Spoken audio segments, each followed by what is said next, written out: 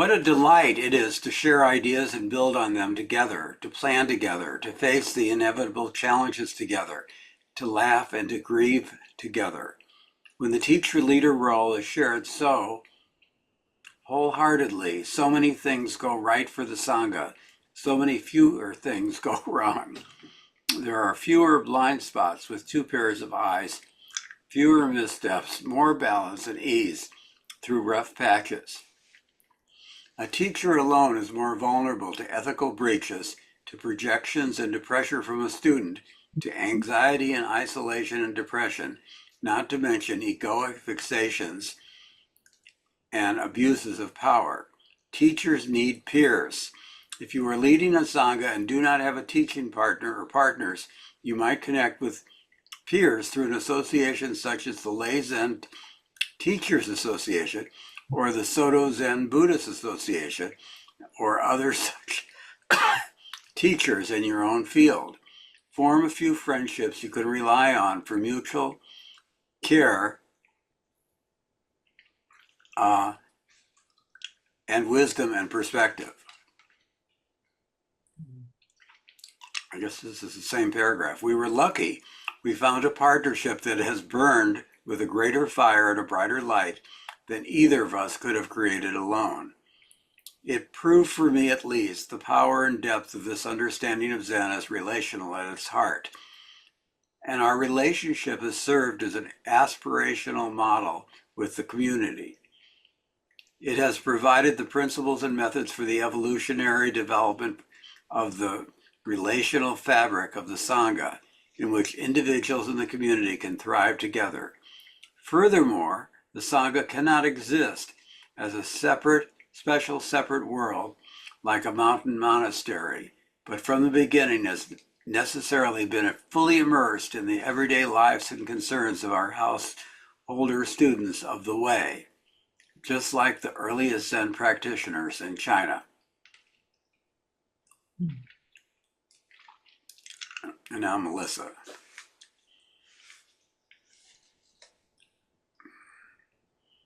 Sorry, I forgot I muted. We are not naive nor utopian, and we knew we would face many challenges ahead, not only in developing this fresh approach to the Dharma and our emerging Sangha, but ultimately its recognition by the larger Zen world as a legitimate expression of authentic contemporary Zen, with roots and bloodlines stretching unbroken back to the Buddha through our Zen ancestors, warm hand to warm hand. We were starting fresh rather than following the Japanese Zen template. Our Zen ancestors, Iconoclastic.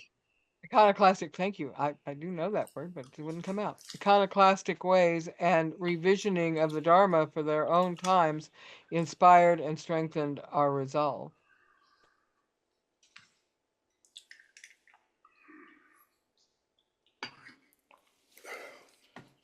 True encounter is rare.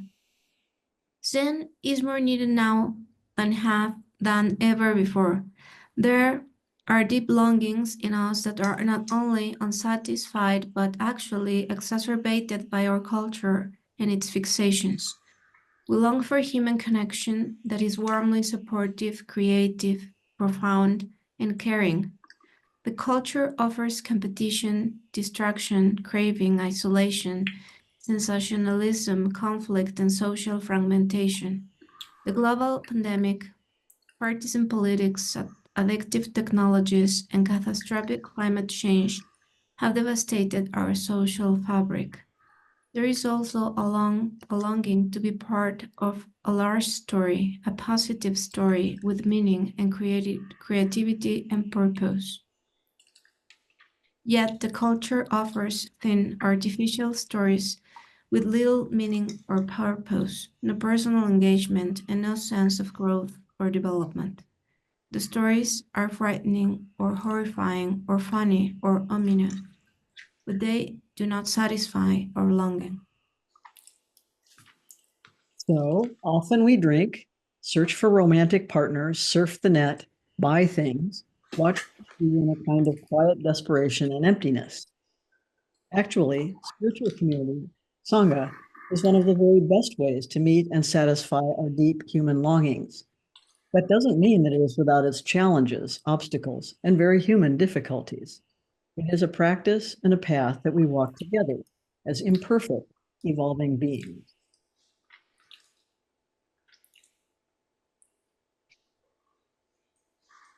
We long to have someone gaze deeply into our eyes, listening from the heart, perhaps reaching out and resting a hand on our arm. We long to share our excitement about some good news with someone who is not half distracted by a screen nearby. We long to feel safe enough to risk our deepest fears, our sadness, and our anger with someone who can hold them. We long for an end to all the fighting, the cruelty, the grasping and striving, the judgments and criticisms that create such impenetrable barriers between us. We dissociate and distract ourselves with more and more devices so that we don't have to feel the anguish of our deep loneliness and despair, so that we can have the illusion of connection without the trouble of genuine relating. When we really look at our lives, much of what we are doing can seem utterly meaningless. Short-term solutions to unnecessary problems, tiny plans for pointless activities, accomplishments that don't really matter. Material things and temporary distractions can never satisfy this hunger. Technologies only amplify it. Throwing our energies into causes can deplete us and overwhelm us. It's not that these things are bad or wrong, simply that they do not address the fundamental longing that gnaws at us. It is a spiritual hunger, and there is no other way to satisfy it. I have a question for Ramona, since she's been a therapist for a few years. And that is this all stuff that you're observing, this change? Have, have you noticed a lot of change in people in the last like 30 years? I'm not sure what you mean, but it all makes sense to me. What I'm reading makes sense to Are me. we more distracted now? I don't think that's the argument here. It's not saying that we're more distracted. It's just saying this is the present condition. Mm-hmm. But my question is it different than 30 years ago in your experience, Ramona? Well, I suppose everything changes, but I mean, I was very different 30 years ago. You know, how I saw things. I mean, I've been practicing for 34 years, but you know, how I saw things 30 years ago was different too. And so much of, you know, everything changes. So it's hard to pin it on one thing, or I don't know. I think that there were different types of distractions. I think the human being has always found ways to distract themselves to keep from looking inward and to also keep from getting too Mm-hmm. close to others. I think that nowadays the distractions are sometimes more in your face because they're electronic or they're kind of everywhere. Um, they're not just pulling a book out or staring off into space thinking about things or Mm-hmm. that kind of thing. Now those technologies are right in front of us everywhere we go. If we're sitting in a restaurant Mm. or in a park or whatever, you can see that people aren't necessarily being in the moment. They're being distracted. Yeah, it's harder to be alone, isn't it? Ed, you wanted to Mm. say something. I sorry, hard time talking today. But but Melissa pretty much said what Ed was going to say. So Okay.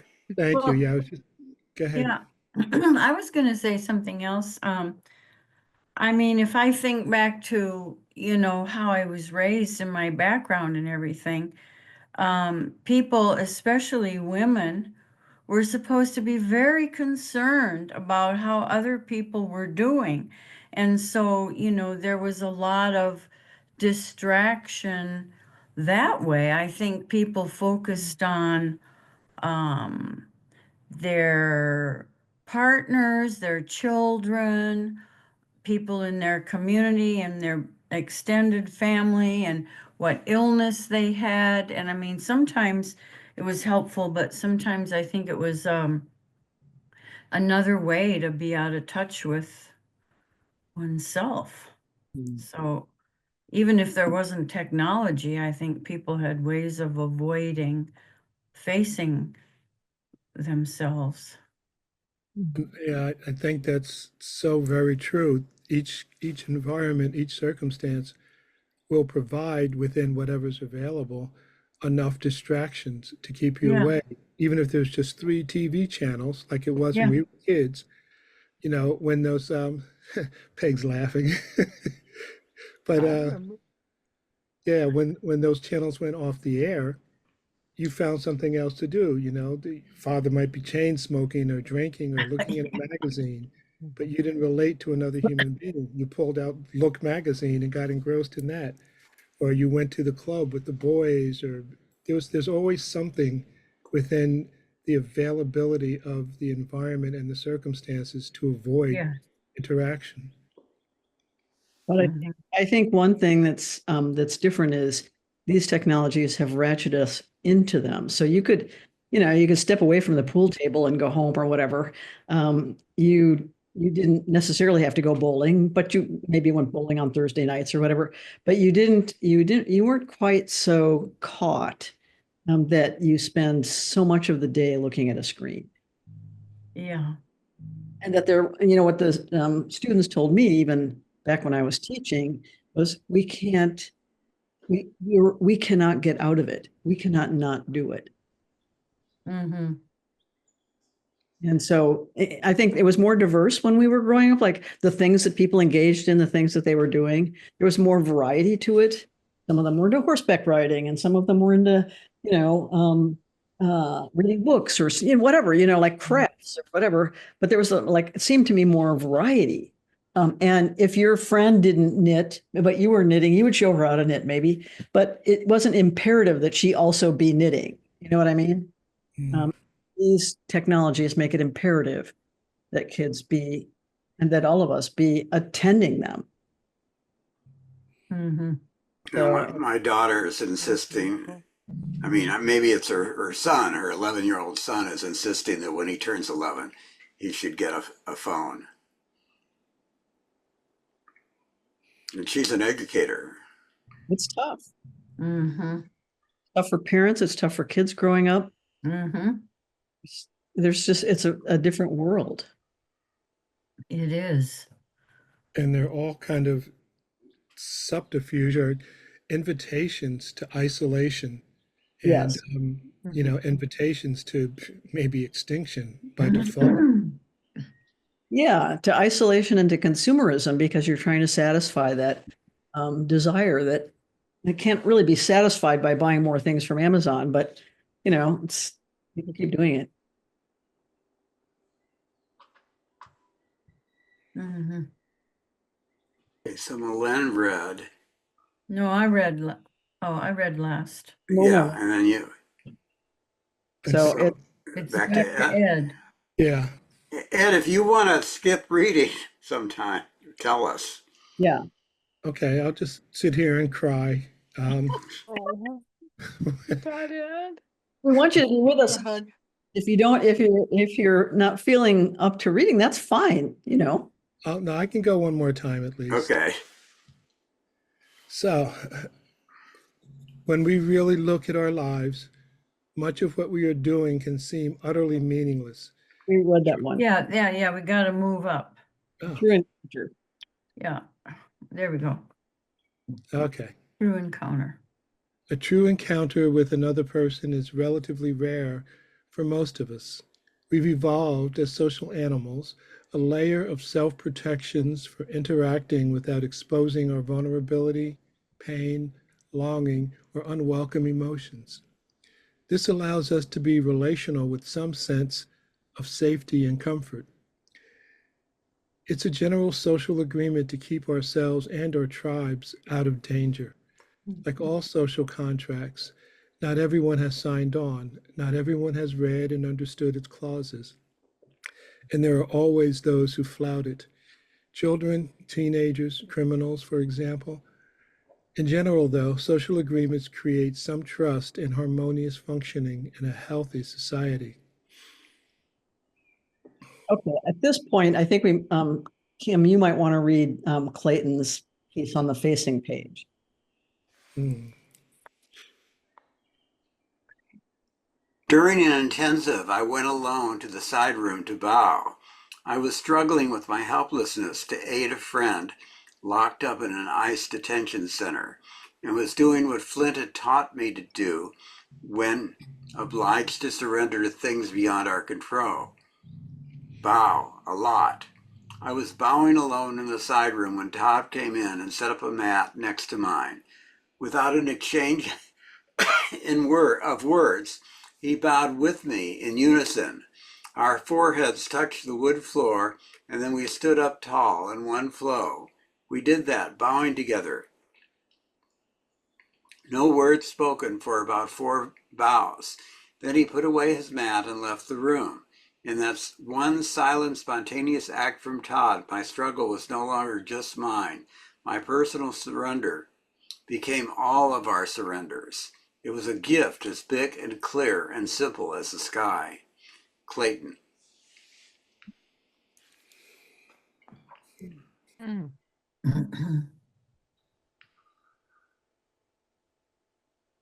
But our social contracts also create distance between us and often a profound sense of isolation and loneliness. Excuse me. In our individualistic, performance driven culture, we may feel disconnected, unseen, or misunderstood at the deepest level of our being. Our moments of true connection without defenses are increasingly rare. We may we may be surrounded by family, colleagues, and friends and still feel terribly alone. Deep, lasting bonds of mutual care, trust, and friendship take time. And we are also so busy. Even if you could form those bonds over years with one or two others, how could they possibly be forged within a whole community? Those who are searching for a spiritual path find an overwhelming array of offerings: megachurches, self-help books, gurus, sects, study groups, YouTube videos, and traditional churches. They promise an end to spiritual loneliness and an opportunity for connection and care. But for those drawn to the teachings of Zen, none of those avenues seem to fit. So they often begin with a personal meditation practice alone, and they may continue that way for many years. I read books, sat in meditation, and tried to understand this practice all on my own for 23 years. It helped me in some indescribable way, but I still felt something was missing. Without spiritual friendship, this is a barren path. Still, we have to begin somewhere. And for many of us, that means meditation. Did you have any friends who were meditating? No.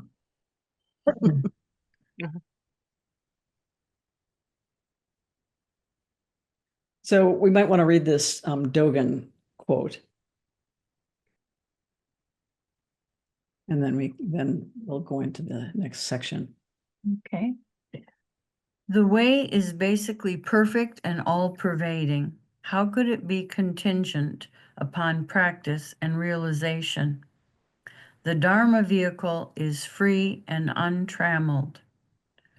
What need is there for concentrated effort? Indeed, the whole body is far beyond the world's dust. Who could believe in a means to brush it clean? It is never apart from one, right where one is. What is the use of going off here and there to practice?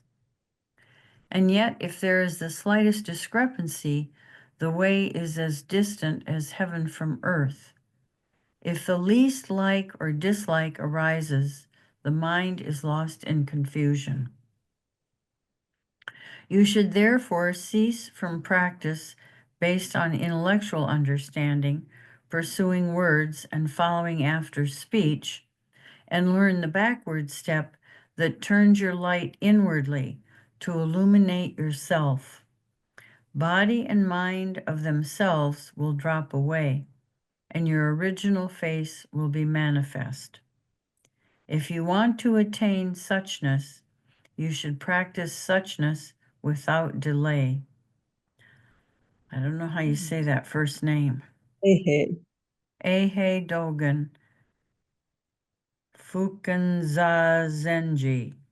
Mhm.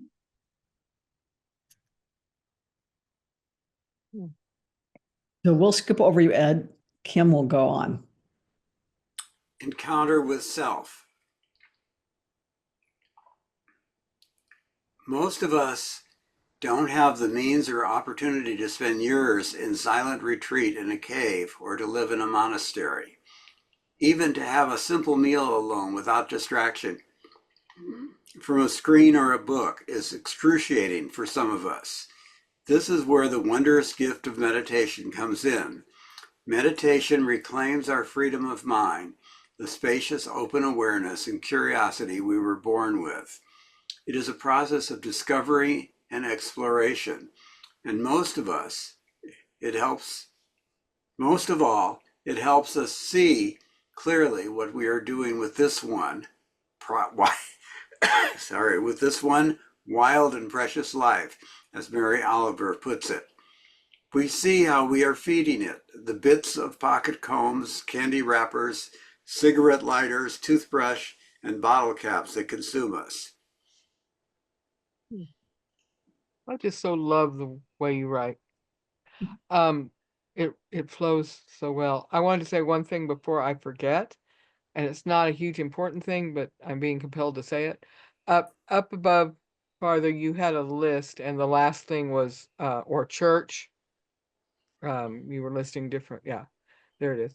And traditional churches, because of the way this is put together and how you've gone, mega churches, self-help books, different things, I think it might be worth the extra words to say, and traditional churches, temples, Oh, uh-huh. like mosques, to go ahead and do that 3, so Uh-huh. that you're including everybody, more, I mean, it's more inclusive. That's just me. Just a thought. Okay. Temples. Synagogues. Synagogue. Thank you. Um, I'm Jewish, so I couldn't think of the word for it.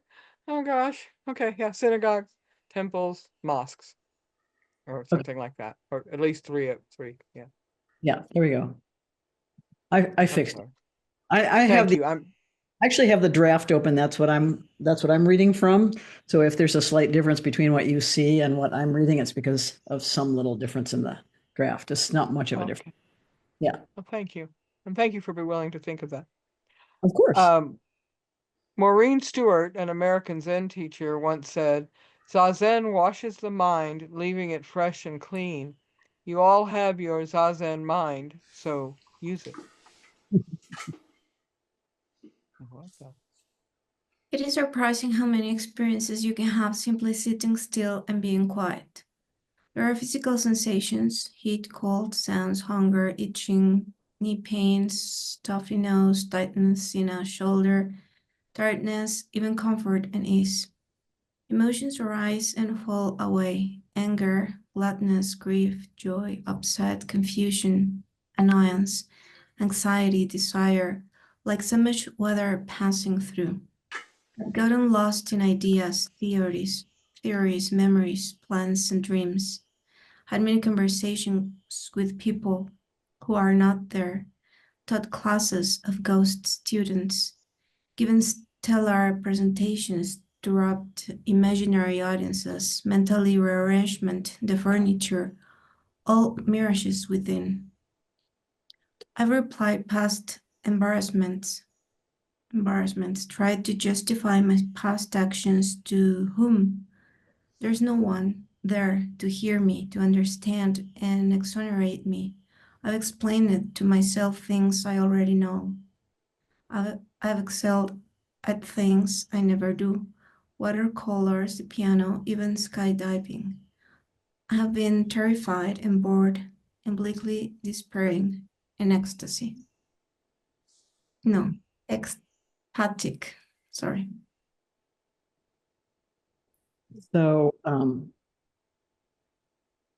I think I'll read this facing page. I don't know if you can see this photo very well.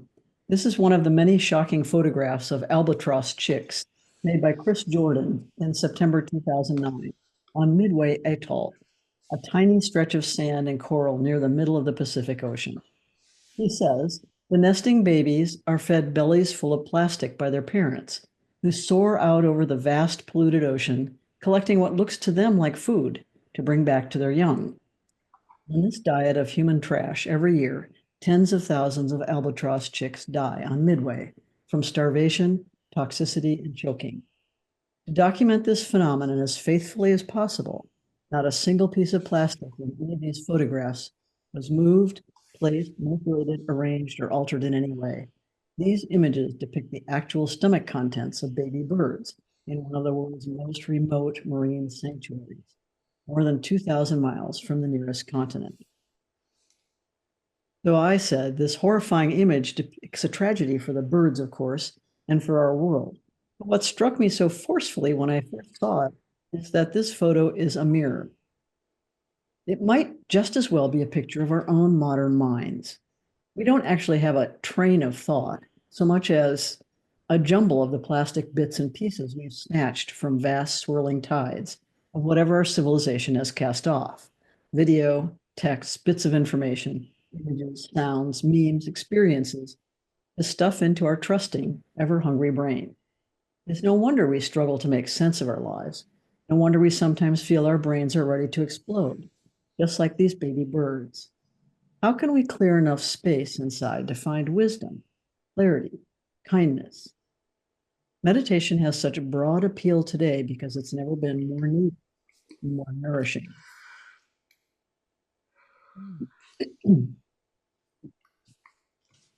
Wow.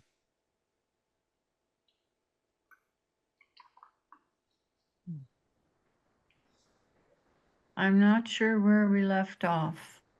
If you are patient enough, it's on that. No, up. Yeah, right there. Okay. If you are patient enough and willing, you can observe a great deal about your own inner landscape, the world within. You don't need to be afraid of the dark forests, the caverns, the vastness of its oceans and deserts. The first important thing we discover in meditation is just how impermanent, how fleeting our experiences are, whatever they are.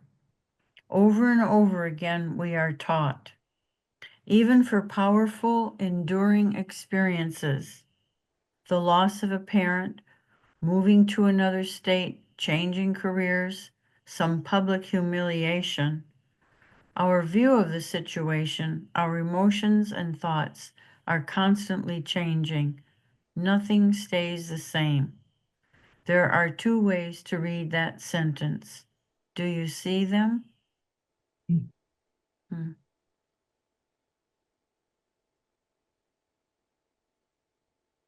think it's you, Kim. We fear the empty mind, the empty heart, the emptiness of our senses. So in our anxiety, we struggle to fill them with distractions, lovers, self-improvement, projects, fantasies, pleasures. Maybe we can begin to see emptiness as openness, as freedom, Instead, it's not a blank void, but a welcoming expanse. I like that thought. Think of the early explorers leaving behind the noise, the confinement, the crush of the city, its soot and smells and crowded, muddy streets. They carried nothing but their essentials as they walked and kept walking into the freedom of the unknown. In its vastness of sky and weather, animals, wildflowers, trees, birdsong, and snowy mountain passes. It's not an easy life. There are dangers, of course, and risks, but it is a life liberated and spacious and open to the world. We are not going to leave our homes, our families, and work. So our freedom, our experience of that vastness and limitless possibilities must lie within us and between us. Still, when we become still and quiet and simply observe our mind's activity, it's common to feel meditation is making us worse or exposing our defects, our inner brokenness, or anger, sadness, or cruelty. The encounter with ourselves in meditation can be unsettling, discouraging, overwhelming, even shocking. Where does all this anger come from? Oh no, a big wave of shame and regret. Why do I spend so much time thinking about the past or fantasizing about the future? Why am I so distracted by this tough or that tough brain racing? Why do I keep worrying about what others think of me? Why do I fret so much about money, about politics, about the problems of the world? Why can't I find peace?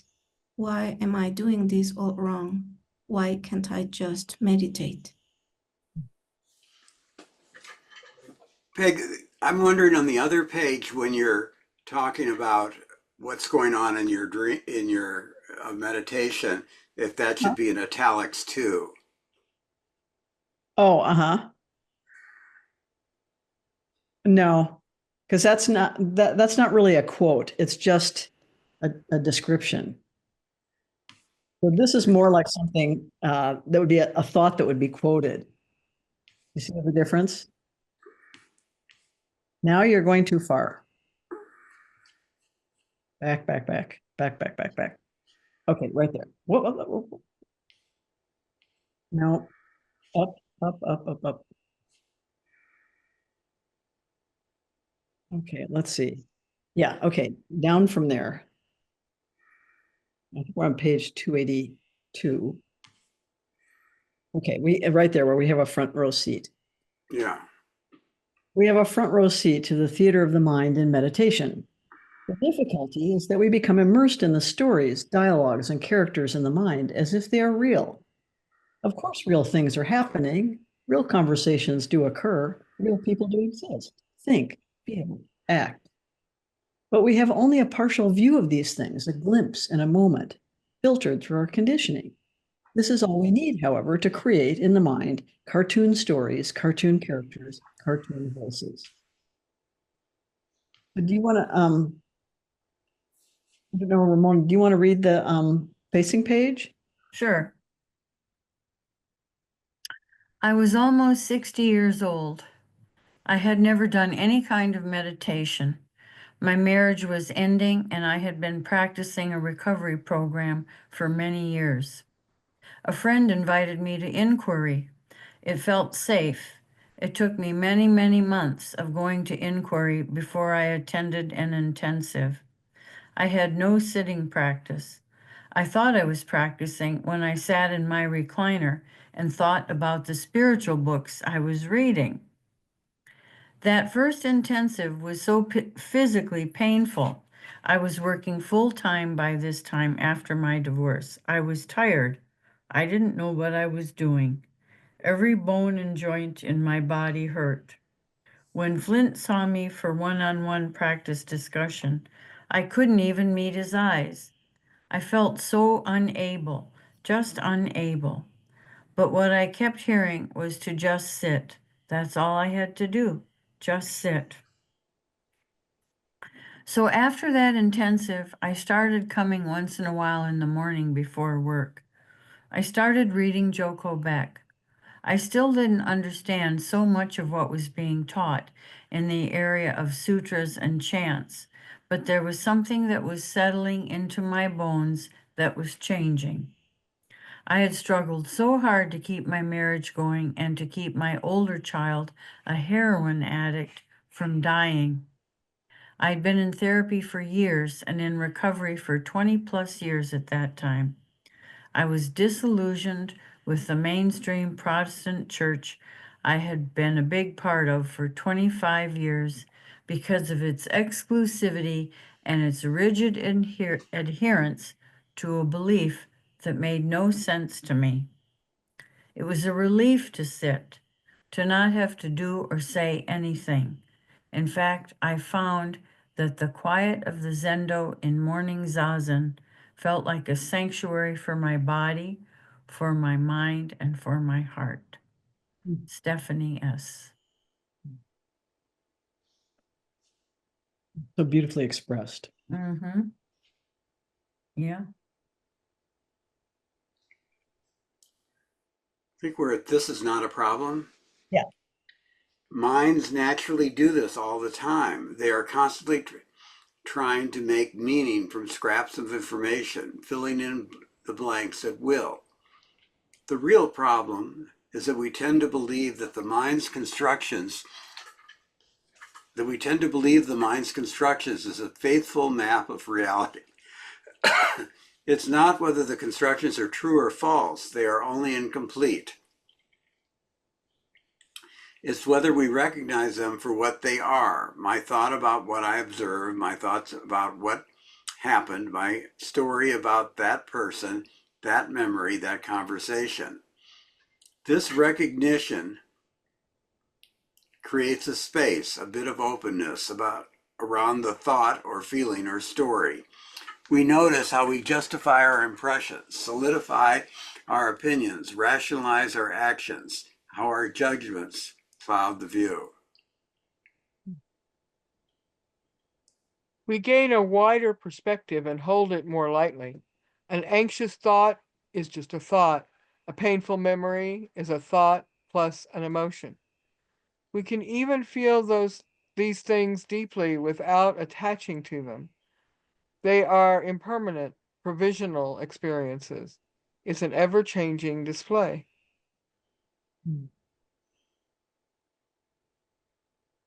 As we observe common trends or themes in our mind stream or explore other possibilities or perspectives in a situation, our minds and hearts begin to calm down, expand, open, become more flexible and curious about ourselves, other people, and the world. Joko said that in practice, we are building a bigger container. We can expand to fill ourselves with more and more of life. Meditation is the ongoing process of direct observation and experience met with radical honesty, fearlessness, kindness, and curiosity. Most of us need support in this liberating endeavor, a profound encounter with self. Life is an incubator. Spiritual friendships provide warmth and light. Teachers peck at our shells from the outside while we peck from the inside. We are growing too big from the confinement of these shells. No matter how comfortable, safe, and protected we've been there until now. Time to discover our wings and the vast, boundless sky.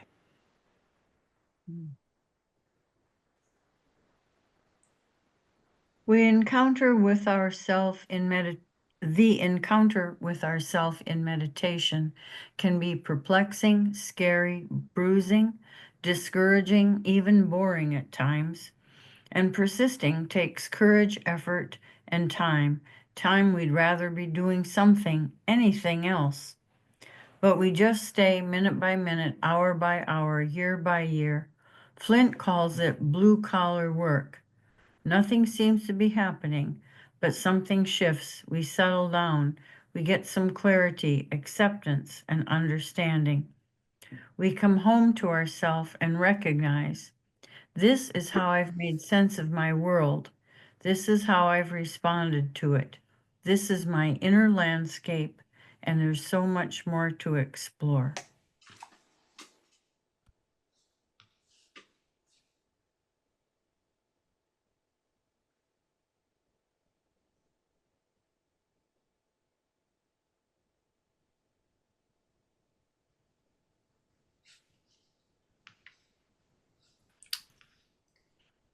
In practice, In our practice, we begin developing discipline, which we define as recalling what you want.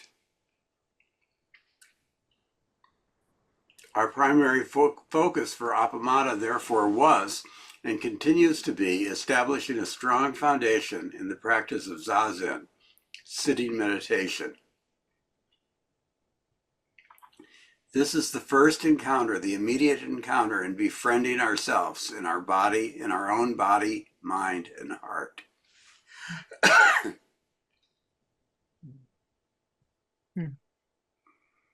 But it is hard to start a meditation practice alone, even harder to establish it as a regular practice, continuing on some kind of regular basis. So many interruptions. Ask me how I know. I struggled along like this, stumbling in the dark for 23 years until I met Joko. I even wrote a poem about it. When we think about the sense of self, we often look internally to our psychological or emotional experience, or our physical sensations, or our consciousness, ideas, plans, and thoughts.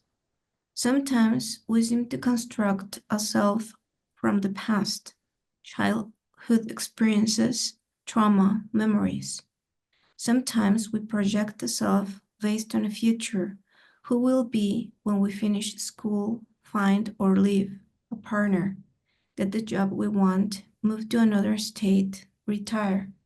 In any event, we tend to view ourselves as a solitary actor, victim, hero, helper, student, outlaw, clown, are what is that? Achiever? achiever. Achiever, sorry, failure. Something in either improvement or punishment or recognition or anger management or shaping up. So I'll read this poem on the facing page. How to meditate at home. First, finish this one last online solitaire. Then prepare the space. Attend the bell for the dryer. Best hang the shirts while they are still warm, and then a quick sort of the mail shoved through the door. The driver's license can be renewed online, it seems. Put the phone on airplane mode and make sure the back door is locked. The breakfast plate goes in the dishwasher. And then you can sit down. Unless you might forget about the driver's license. Go. And then come back to the cushion. Light a candle. Oh, the matches are gone. Wait. This means a trip to HEB, no? Just sit. As soon as this quick, urgent email sends, and also a birthday gift is ordered. Because the sale ends today, check on the sheets you wanted. And now you are ready to sit if the dog stops barking and Facebook stops updating and everything finally settles down now. But it's lunchtime, so what does it mean to quiet the mind? Never mind, I get it. Now what do I do? When I'm doing nothing, what is it I do? Can you do it too?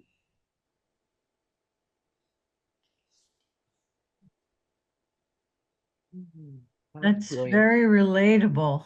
Mhm. Yeah. What happens when you're a writer as well? Exactly. I wrote this in a poetry workshop with Marie Howe. Hmm. Okay. But what if we reimagine ourselves as the nexus of all the relationships that have supported us and, in fact, created us, and in turn realize we are constantly shaping others through relating with them. We understand how crucial the quality of relating is for the well-being of children, but in fact, this remains true throughout our lives. The great cruelty of the pandemic was the enforced isolation we experienced.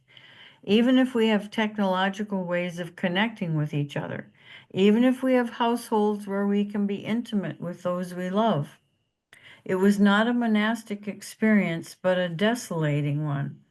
Our entire social fabric is woven not merely of family relationships, but of a network of casual personal encounters and peripheral relationships that help us understand, feel, and know who we are. We are bathed in the flow of relationships that support, maintain, disrupt, and challenge our sense of self. Our practice is to awaken to this unstable, temporary, provisional, yet somehow enduring and connected construct of I am, and to understand our participation in relationships that shape for others their sense of self, their efficacy, worthiness, goodness, generosity, connectedness, and so on.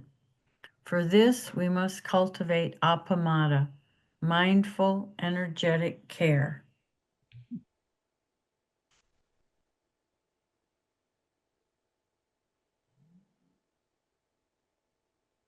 Not to encounter with another. We need allies on the spiritual path, not just acquaintances or fellow travelers, people who share the same values and aspirations. We need deep, abiding friendships. Forming deep spiritual friendships requires time and a willingness to challenge ourselves and each other. And we have so many reasons to avoid it. We feel we are too busy. We believe we are not joiners. We are still too new. We are still deciding whether we want to get serious about Zen. We are worried about what others think of us. Nothing, however, so deepens our practice, our connection to life, and our appreciation for this path as a true and sustained spiritual friendship. What is it that provides the initial spark for such a friendship? Flint and I began to explore this question almost intuitively, incorporating a wide range of methods drawn from our own experience and studies.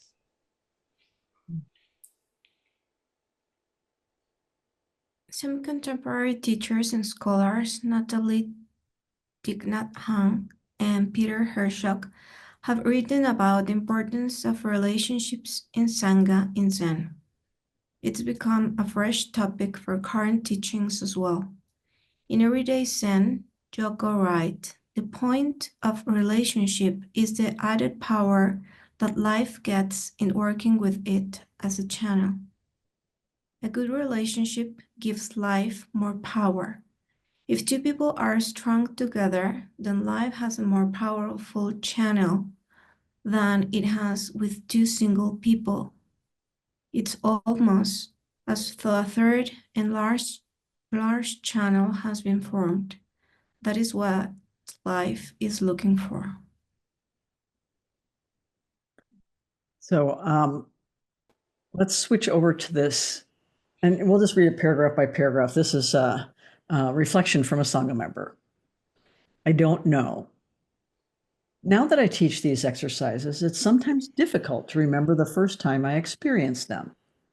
However, one thing stands out in my memory as a life-changing event. The exercise was given during an intensive, as most often they were. Our bodies and hearts had been softened by the oceanic force of Zazen, which inexplicably and wonderfully had, wave by wave, revealed our true nature. We were given the simple instruction to sit face to face with another person and ask relatively basic questions. Questions like, what is your name? Or, in what town were you born? After the question was asked, our only job was to sit until we arrived at a place where we could truly reply, I don't know. Simple enough, I thought. I sat across from a gentle bear of a man whose full beard reminded me of my recently deceased father. As we tuned in to one another's gaze, I felt a shift in my perception. I remember wondering if I could treat this person with the same respect, love, and admiration I had for my dad, just as an experiment. He began by asking, "Are you a woman?" I was silent on the outside. I strongly identify as a woman. Not knowing this felt like a leap. Just moments before, I had projected my father's form onto him. And now he asked if I was a woman? I remembered feeling a slight flush of incredulity, a habitual reaction I have now become familiar with. As I sat and connected to myself and this person across from me simultaneously, I began to see the world around me seemingly dissolve. And from this space, I could see that at an atomic level, we were connected. And then I realized that we are connected through the air we breathe. We have been simultaneously breathing the same air on our planet since life began. Oxygen flowed into my lungs and back out, just in time to enter his lungs and back out. The space between us was not as permanent as I had thought, and my female body was not all that separate from his male body. And then it occurred to me that I didn't know what these constructs were for. With a gentle smile, I replied, "I don't know." I felt a moment of freedom and a penetrating wisdom in this not to moment. I rested in the understanding that not knowing is most intimate.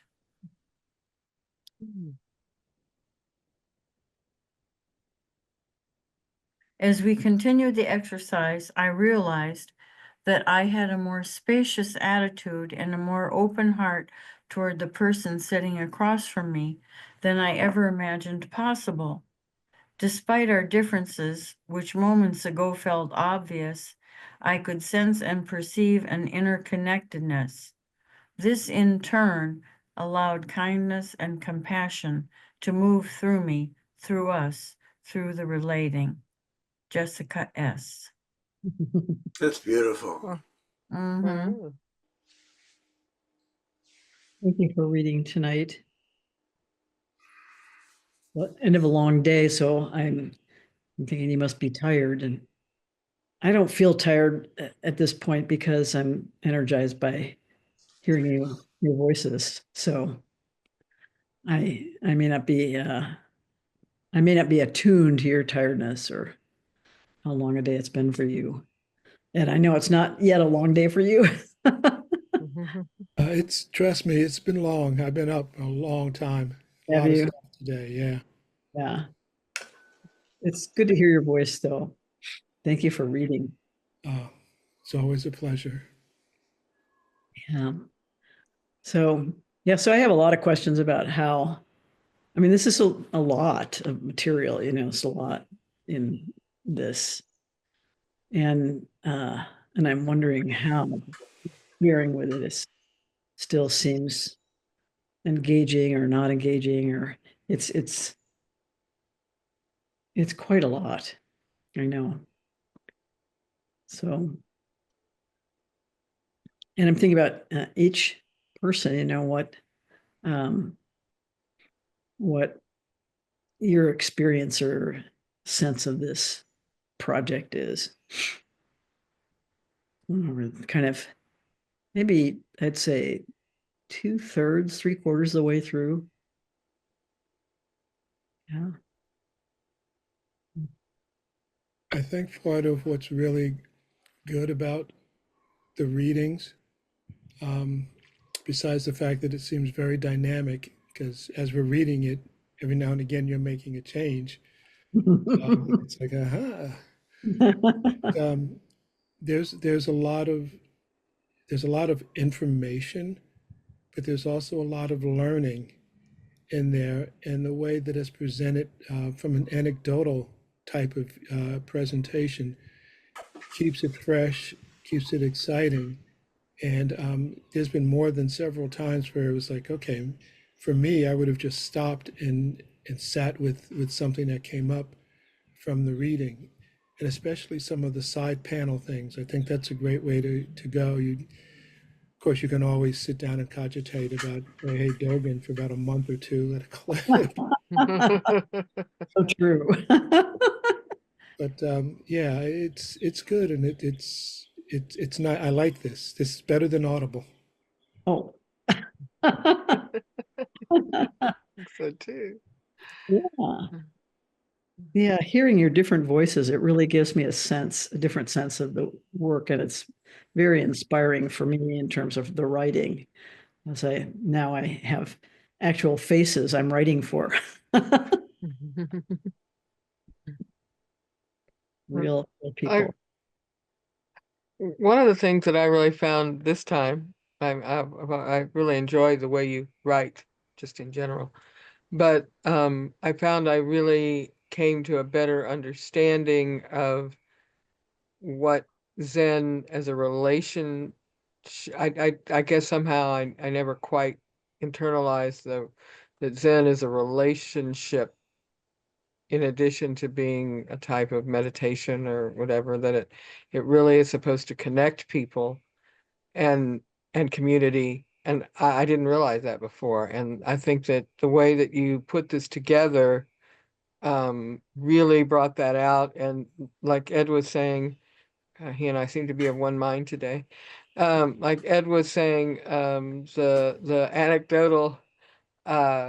the anecdotal parts really, to me, connected to what you were trying to get across, and it made it so much more obvious. And I'm really now excited about. I was before, but I'm really excited about learning more about this whole how it becomes relational and how people come together, and it's not just, two people or three people or a dozen people sitting and meditating, that it's really supposed to connect. So thank you. Yeah, thank you. That's one of the things that I really was hoping to convey, because I know the common impression, and even my own sister said, "Oh, I was so wrong. I before she came for my priest ordination, she was really pitying me for, sitting alone, facing a wall, meditating, being so lonely, being so isolated, and when she came and there were like 80 people at my ordination, she said, "Oh, this is different from what I thought." And I said, "Yeah, it's we're practicing in a different way, and for one thing, um, but this is the tradition. It's not a solitary practice." Mhm. Yeah, that's my impression, goes along with what Ed and Melissa said, that the anecdotes, that saying, I don't know, teachers even say it to kids, don't tell, show, or Yeah. something, about the writing. Uh-huh. Yeah, It's like, you don't have to say, oh, this is the relational practice. It shows up, with what you say and with what other Sangha members say about it. Yeah, So, I really felt like it would be one thing to claim that we have this relational practice. It's another thing to hear from people who experience it that way. yes, yeah. yeah. Mhm. Mhm. So that was my hope, and I'm loving the submissions that people are giving me. I got a really lovely submission for chapter 14, probably from one of the intensive participants, a new person. And his description of an integrated intensive was just beautiful. It was perfect for the book. So yeah, I think those real live experiences that people have had, that helps, some of what I'm talking about is kind of theoretical in a way. So it helps give it a little more life, I think. And when you come in as a new person, um, you're not really sure what's going on. So it's helpful to hear the other people's experiences too. Yeah, I think in the back of my mind, I always hope that this would be a book that if somebody came in and they said, I'm really curious about what's going on here. What are you guys doing? That I could hand them this book and say, This Yeah. explains that. Oh, thank you. Yeah. Yeah. But really what's probably going to keep them coming back is someone meets them with a warm smile. So yeah, Right. Right. yeah. But there comes a point, even our board members don't know a lot of this background. A lot of people, even who have been around practically since the beginning, don't know a lot of this background. Partly they didn't know how I've been thinking about it or how Flint has been thinking about it, Mhm. thinking about it together and how Mhm. we understand it. I mean, people see the outcome, of what we're doing, but they don't necessarily know what's underlying it. Mhm. That's what I was hoping to get clear about myself. Mhm. Part of what I'm doing is trying to that get clear about what it is we've been doing and trying to do. Mhm. Yeah, it Mhm. creates trust too, I think, just Yeah, a good foundation of, yeah. yeah. Mhm. Well, did anybody write anything they want to share? I don't mean to take all this time. I'd love to hear anything you want to share with us. Milan? I can share. I wrote about the experience of the past integrated, what do you call intensive? I wrote the dynamics of an integrated intensive are heavy, intense, exhausting. After Wednesday, sometimes I felt lost. That night, I left the Zendo and the sun had already set. But the sense of the plants, the trees, everything around me had magnified their dimensions in an unexpected, unparalleled way. Suddenly, everything had taken its meaning. That's lovely. Oh. Really.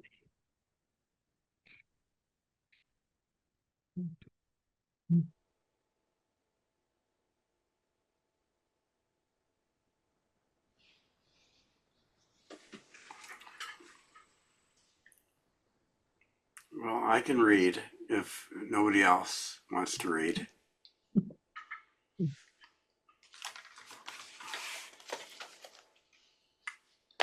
The phrase emptiness is freedom touched me because today I've been thinking of emptiness as truth and remembering that it is supposed to be the end of suffering, which one might say is freedom, though someone else might say it is simply neutral to end suffering. But freedom, perhaps also known as joy, is over the top. Emptiness is freedom, perhaps because you aren't bound to believing that something is forever, or that something is intrinsically a thing, or even that something is something. You are freed from believing you know what another is thinking or feeling, or what they've been through today or yesterday, and it is freedom for you because you can bathe in not knowing, but also you can bathe in your freedom that exudes from every pore in your body. That's the freedom of emptiness. That's great. That's a great That's reflection. wonderful. I like that. Well, what I wrote was more or less along the lines of what I told you, but I'll read it anyway if you like. Oh, I'd love to hear it. The words today were so powerful and meaningful, the way they came together to not only enlighten, pass on information, but to bring the reader into a place that allows them to understand the concepts. I truly appreciate the Zen relationship explanation, the relationship to life and meditation. I've often wondered about spiritual friendships and how to find or form them. I like the idea of being able to share experiences and practices. I also like there is a path, but not a road. To me, a road is an only way. You must stay on it. You can look at things as you go. You can even stop and get out. but you can only talk to the people in the vehicle with you. If you're on a bicycle or motorcycle, you travel mostly alone, not sharing the experiences. You can only relate the experiences that you had at the end of the journey. But to be on a path with someone is to be able to share your experiences at the moment they happen, to share silences, to point out the rabbit in the grass or the bird singing in the tree. To ask questions. Does the sun feel warm on your face? Companionship, learning, discussion, sitting along the path in quiet meditation. These things bring so much more meaning when shared, and the sharing can just be the companionship. It can elicit deep thoughts or conversation. It can open another path. It can bring connections with more people, nature, just being. I love that. I love that distinction between a road and a path. It's wonderful. Thank So delightful. you. Well, we're at the end of our time, I see. And again, my heartfelt thanks for this. This is very inspiring for me in my writing. So it's great to have a sense of each of you when I'm writing. It's lovely. So thank you so much for being willing to do it. I'm sorry I missed Anne. No, I hope she can be with us next time. So have a wonderful week. You too. Thank you. Thank you. Thank you, Peg. Thank you, everyone. Good night. Good night. Say, Ed, do you have a moment? Yeah.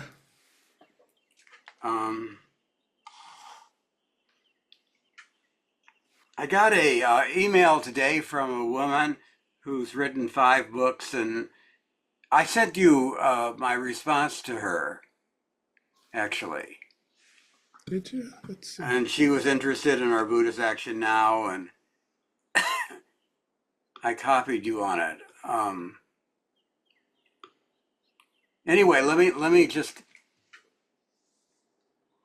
Okay. You didn't see it? What was it? Is that the one about Kristen? Yeah.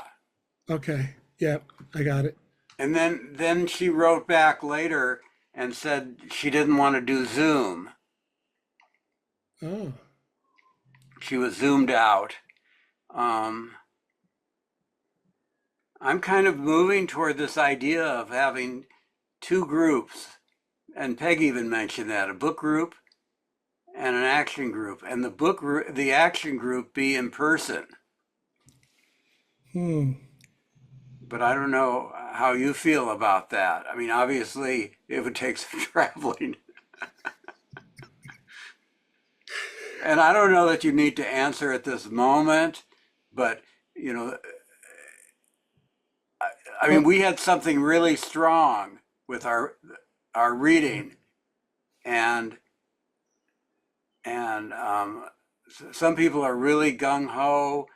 You know, if it's not action, it's not doing anything.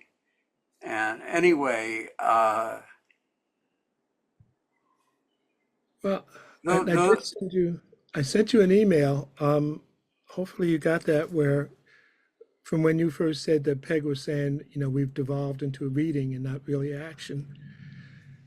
And my perspective on that was that whole thing that we probably do need 2 groups, because one of the things about the reading is we've learned a lot from each other and about each other and about ourselves and ways to deal with circumstances, which I think you need that as a foundation if you're going to go out and engage in action. You need to know if a cop is yelling at you, you know, maybe it's not best to throw your stick at them, or understand why certain things are being done. And if a cop says he's going to arrest you and you get the Rosa Parks answer because it's the law, what do you do with that? How do you process that? So there's a lot to be gained from the reading and the conversations that we've been having, which I love. They're great. But I can understand somebody saying, you know, we want to be in person. And maybe if the in-person aspect is something we can do locally. I mean, like Malen, she's going to drive across the border to come to Texas. She might have her visa revoked and can't get back to the way things are today.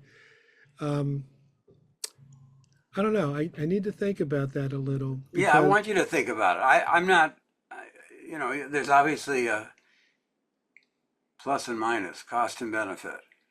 but I think we might be by necessity, as we get more action oriented, moving into that duality of having a bifurcated Buddhist action now. How's that?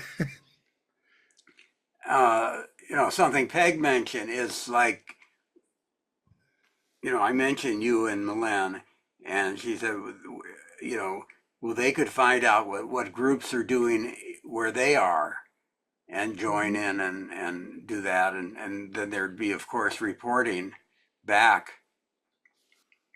and this cross fertilization. So that can occur. Yeah, and I think I've responded with that very thought also.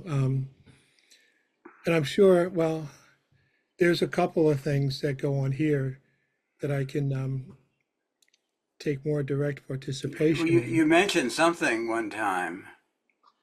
Yeah, I did a presentation that went off quite well for a group in Ohio, um, and they were talking about racism and being more action oriented, and how do you do that with the Buddhist perspective and not get guns and knives at people. So that was something. There have been two things here on island. One of them I couldn't go to because it was the same day I was in the hospital last week or a week from Monday. But there's another thing coming up where people are having they want to start having meetings and things in person at one of the Buddhist temples here on island, and start to have more community action. So I know one of the people that's in there, so I can get with him and say, hey, what are we doing? And like you said, that's something we can share back.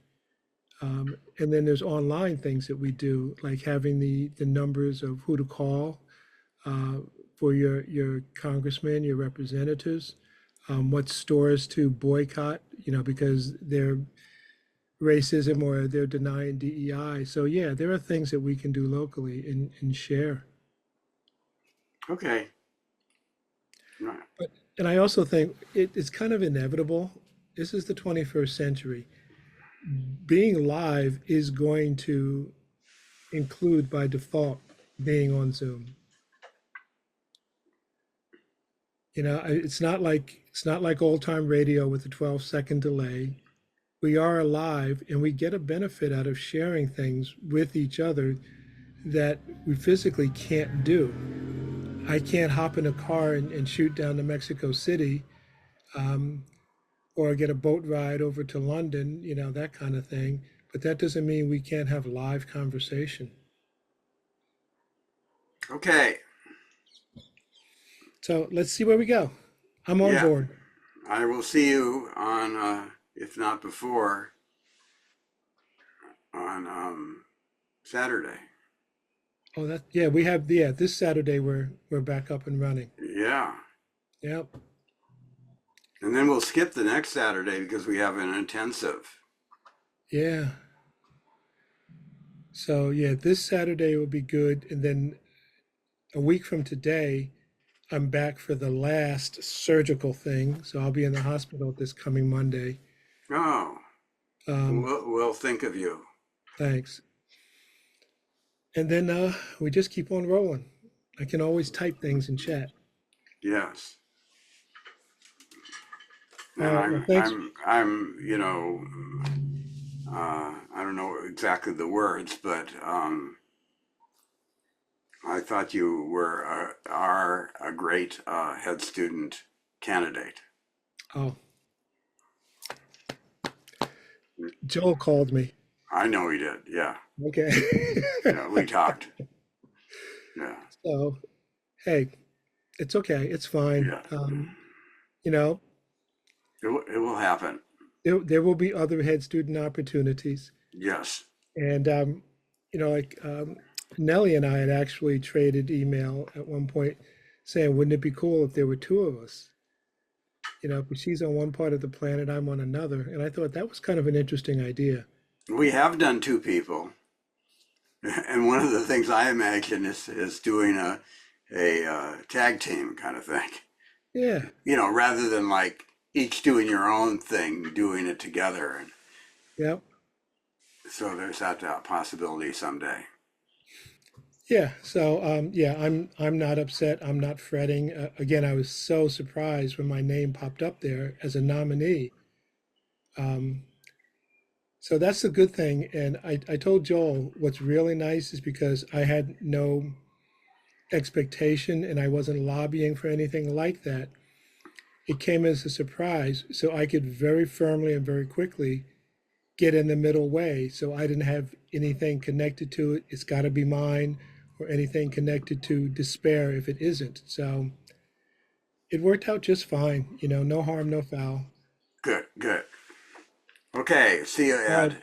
Take care. Thanks. Bye. Okay, bye.